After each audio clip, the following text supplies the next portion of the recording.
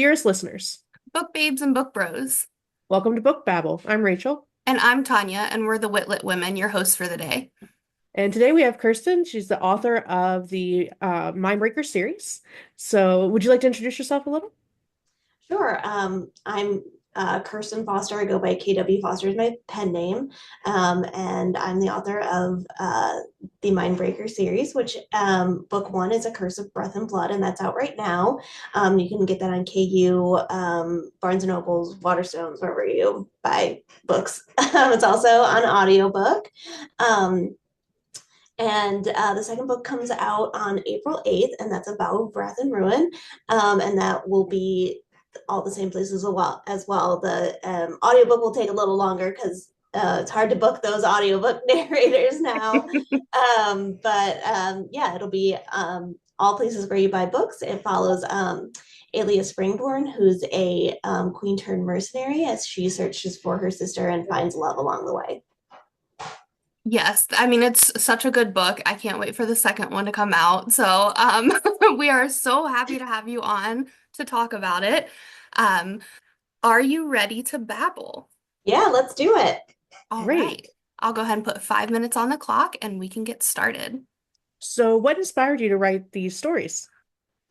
I think so I had some time where I was working from home and I like did not have enough to do, and so I just kind of started writing while I was like in between Zoom meetings. And that's where the story like started. It kind of follows it it was kind of a way for me to get out all of my emotions that I had after getting out of a bad relationship, and that's kind of what started the story.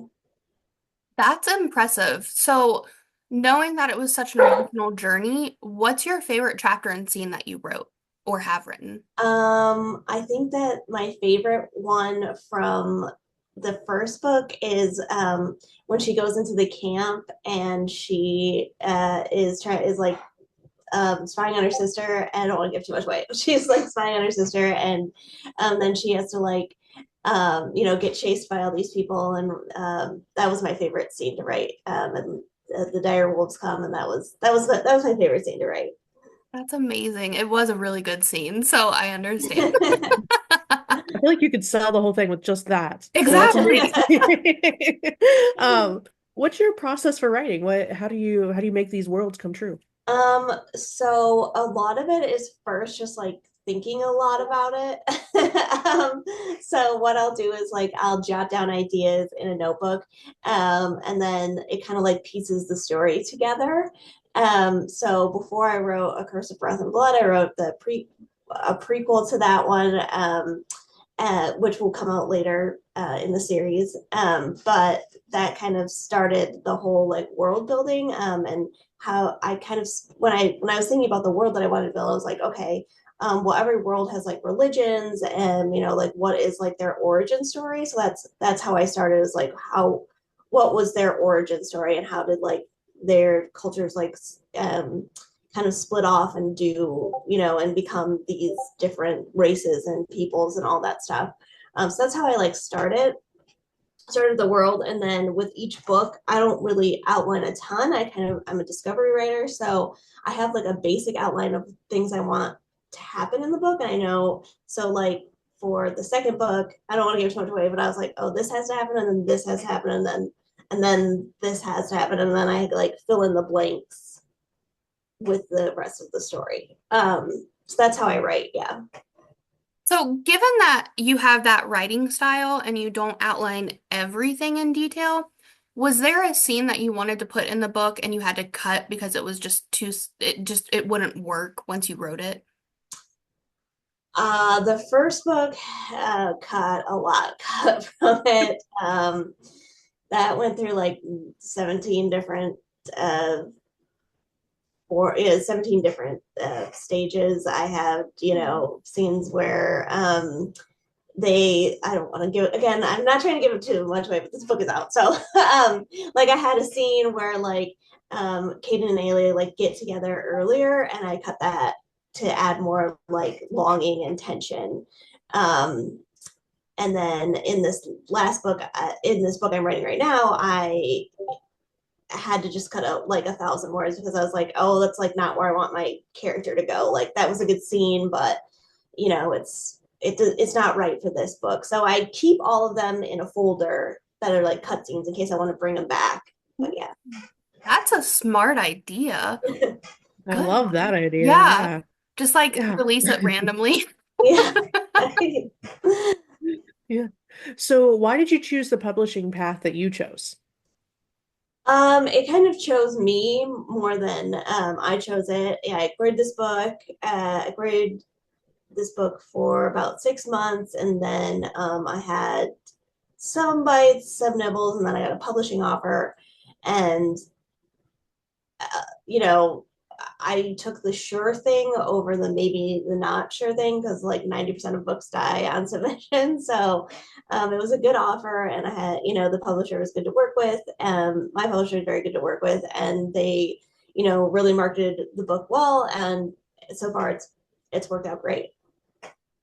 That's amazing. I think, weighing your options when it comes to something like that is the best idea because there are some people who do like completely indie and then other people that do like the traditional route. So yeah, I love that insight. So we're at time. I was afraid to start another question when we only had like 18 seconds left. That was so Um, quick. okay, so we have finished up our 5 minute AMA session, but so this will be posted on Instagram, but we're going to continue chatting. So anyone that wants to hear the full episode, you can catch it on Spotify and YouTube. So I did want to ask, like, how did you decide that you wanted to write a book? Like, where exactly did that formulate in your mind? Um, it's kind of always been, I've always written stories ever since I was young. Um, I originally in like 2019 started writing like a thriller book, which maybe I'll go back to someday. But yeah, um, I I just did not have the time to do it in 2019. I was working a very stressful job, and yeah, I just couldn't bring it together. And then COVID happened, and I worked in public health, so that was very stressful. And I again did not have any time to work on anything. So when I finally took like a less stressful job, um, it was kind of like the perfect time. I don't know. I just like had a story in me and I had to get it out.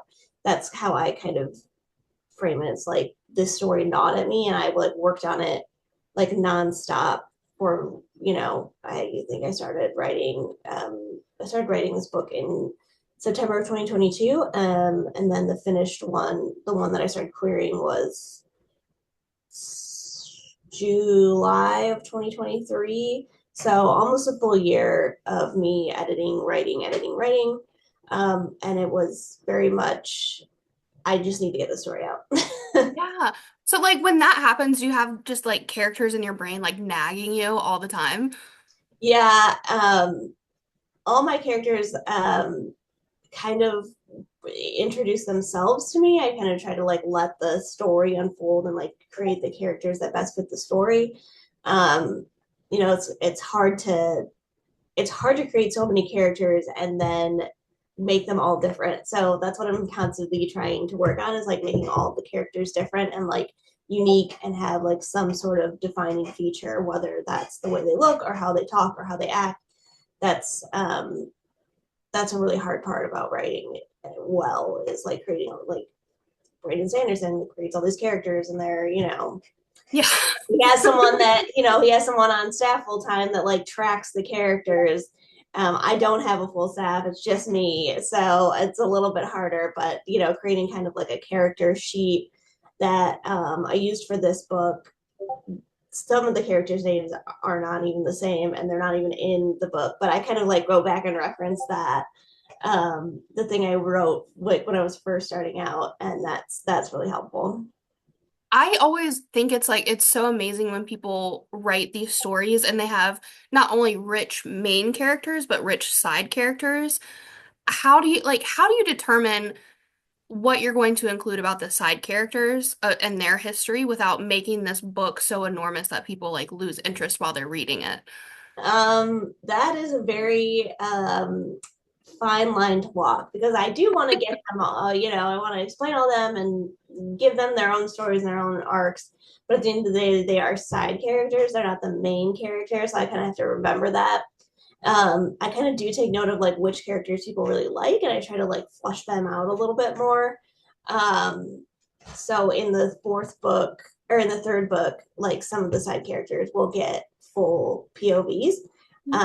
So that's kind of like the way that I'm like threading the needle is like maybe giving them a little bit more in future books, but it's very hard to to not just like info dump on their backgrounds and all that stuff.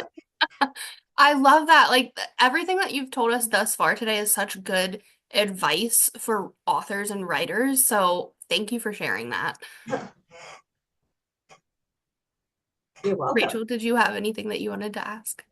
Sorry, there's chaos. But no, I think the big ones I was just curious about was like you were talking about just kind of your process, and I love the process that you talked about, and how the publishing. And I'm not an author. I mean, I think in my wildest dreams when I was like 11 I thought I could be, but turns out I am not. But I love reading, and so learning more about how people who do have that talent are able to move forward at that's so cool. So yeah. One day I'm gonna get her to write a book with me. Yeah, it's definitely you. I think the weirdest part about being an author is like you have to love your book, but you also like don't don't love it too much because like it's gonna be out of your hands one day, and like you just have to like let that go. Also, you know what I mean? Because That's like yeah. I heard because somebody say once that like your book is your baby until you publish it, and once it's released, it's no longer yours. yep, And I think that's so profound, right? Like that's a lot. yeah, exactly. It's like you just kind of have to let go. And I know that people like to like I never look back at my old work. Sometimes I'll like, search the old manuscripts for like stuff that I need to like take forward. But as far as rereading or listening to them, I just can't do that. I would want to like rewrite the whole thing. So I have to like move forward. I'm like, nope, just get what I need and then get out. Maybe someday I'll go back and redo those books. But for right now, like I just have to keep moving forward with the series. I think that that's honestly like a good thing right now, but being able to look back in the future and see how far you've come, like how much you have improved, that's going to be incredible for you and for, well, Yeah, any author really. I hope so. That's amazing. Well, we are getting close to the end of our 15-minute period. Is there anything that you wanted to discuss? Anything you wanted to say to your fans who might be listening or watching? I just want to thank everyone who's supported my book and read my book. It means so much to me that, I've touched so many people and like people identify with Ailey and her story. I just could never have imagined like so many people liking my story. And sometimes I'm still like, oh, they're just being nice. You know what I mean? Hey, it's such But a brilliant story. oh, thank you. I guess that's the imposter syndrome we all have is oh no, they're just being nice. But please, if you like the first book, please rate and review it on Amazon. That's the best place for me. And then please pick up book two on April 8th. All right. Well, we'll make sure our calendars are marked, and I'll make sure that we get this April 8th date out when we publish the podcast so everyone knows exactly when to get the new one. Thank you. Thank you, ladies, so much. Well, thank you for joining us. Have a good day, Kirsten. You too. Yeah, it Bye was a bye. pleasure. Bye. Bye.